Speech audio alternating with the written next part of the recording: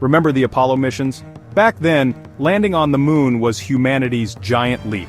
Now it's a strategic launch pad. It's not just about flags and footprints anymore, it's about power, resources, and the future of space civilization. We're on the verge of a new era of lunar exploration, one driven by geopolitical ambition, scientific curiosity, and the promise of vast resources. Buckle up, because we're about to break down why everyone's got moon fever again. So, why is everyone suddenly so interested in the moon again? It's a question that has intrigued many, especially given the renewed fervor in space exploration. The moon, our closest celestial neighbor, has always held a special place in human history and imagination, but now, more than ever, it seems to be the focal point of a new space race. Well, for starters, it's the closest celestial body to Earth, making it relatively, operative word there, easy to reach. This proximity means shorter travel times, reduced costs, and fewer logistical challenges compared to other potential destinations in our solar system. It's like the low-hanging fruit of space exploration. But this time around, it's not just about national pride. The stakes are much higher, and the potential rewards are far greater. Countries and private companies alike are eyeing the moon for its untapped resources and strategic advantages. It's a multifaceted endeavor that combines scientific curiosity, economic interests, and geopolitical considerations. We're talking about a lunar gold rush, but instead of gold, it's water, helium-3, rare earth elements, and a whole lot of scientific potential. Water, for instance, can be split into hydrogen and oxygen, providing fuel for rockets and life support for astronauts. Helium-3, a rare isotope, holds promise for future nuclear fusion reactors, potentially offering a nearly limitless source of clean energy. Think about it. Establishing a permanent presence on the moon would give us a foothold in space, a platform for scientific discovery, and a testing ground for technologies that could take us even further into the cosmos.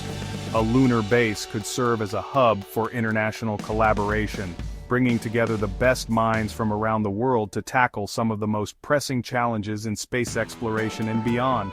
We could study the early solar system, mine resources for use on Earth and in space, and even use the moon as a launch pad for missions to Mars and beyond. The moon's lower gravity makes it an ideal staging ground for deeper space missions, reducing the energy required to launch spacecraft. In essence, the moon could become a stepping stone to the stars, a crucial part of humanity's journey into the final frontier. Remember that water we mentioned? It's not just a trivial detail. Turns out there's a lot of it locked up as ice at the moon's poles, especially the South Pole. This discovery has profound implications for the future of space exploration. And when I say a lot, I mean enough to potentially fuel rockets, generate breathable air, and sustain lunar settlements. Imagine the possibilities. Astronauts living and working on the moon, using its resources to support their missions. This isn't science fiction, folks. This is a tangible reality that scientists and engineers are actively working towards. The moon's water ice could be the key to a sustainable human presence beyond Earth. This is the key to unlocking the solar system. By utilizing the moon's resources, we can reduce the cost and complexity of missions to Mars and beyond. The moon could serve as a launch pad for deeper space exploration. Imagine a future where lunar water ice is harvested and converted into rocket fuel. This would revolutionize space travel, making it more efficient and cost-effective. The moon could become a hub of activity, with spacecraft refueling before heading out on longer journeys. Suddenly, the moon becomes a cosmic gas station, a refueling depot for missions heading deeper into space. This would open up new possibilities for exploration and even commercial ventures in space. That's a game changer, not just for space exploration, but for the future of energy and resource management. The ability to harness and utilize extraterrestrial resources could transform our approach to sustainability and energy use on Earth as well. The moon's water ice is more than just a resource, it's a stepping stone to a new era of human achievement.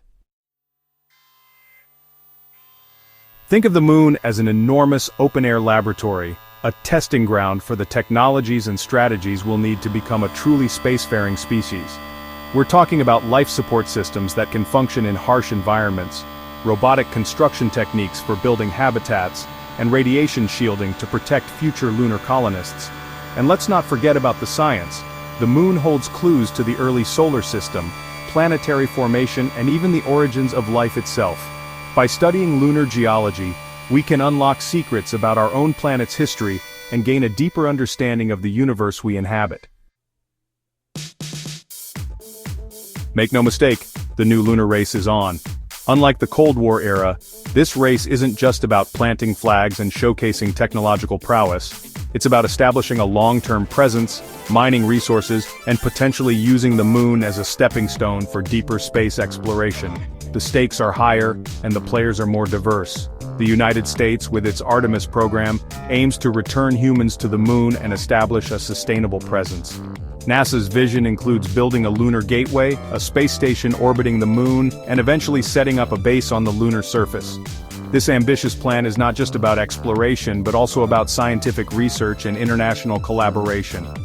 China has been making incredible strides with its Chang'e missions, becoming the first to land on the far side of the moon.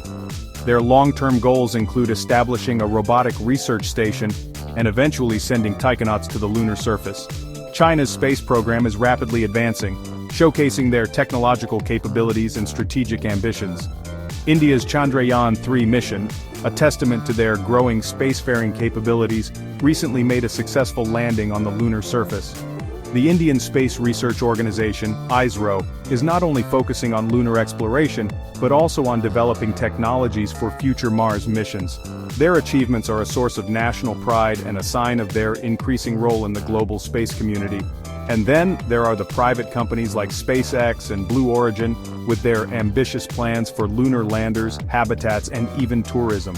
These companies are pushing the boundaries of what's possible, driven by visions of commercial space travel and colonization. Their involvement is accelerating the pace of innovation and making space more accessible than ever before. This is a global endeavor with nations and corporations alike vying for a piece of the lunar pie.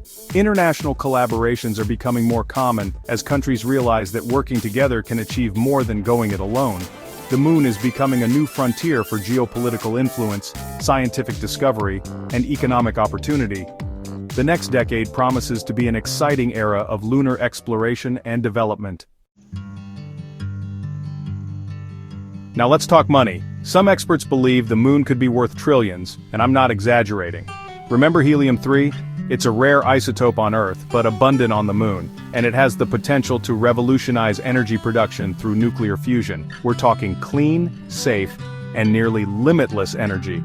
Then there's the potential for mining rare Earth elements, essential components for our smartphones, computers, and other technologies. Add in the possibilities for lunar tourism, research hubs, and even manufacturing, and you've got yourself a lunar economy that's practically bursting at the seams. Here's the thing about the moon. It's not just a destination, it's a stepping stone. Its lower gravity makes it easier and cheaper to launch missions from the lunar surface than from Earth. Imagine building spacecraft on the moon, using lunar resources, and then launching them from our very own lunar spaceport. From the moon, we could explore Mars, the asteroid belt, and the outer solar system with greater ease and efficiency. It's like having a cosmic harbor right in our backyard, a gateway to the rest of the solar system and beyond. The new lunar push is not nostalgia. It's strategy. The moon offers water, energy, science, prestige, and power. And in the 21st century, those who establish a foothold there will shape the next frontier of civilization. This isn't just about planting flags and claiming territory, it's about pushing the boundaries of human ingenuity, unlocking the secrets of the universe, and securing a future for our species among the stars. Would you like a map of current and upcoming moon missions by country and company?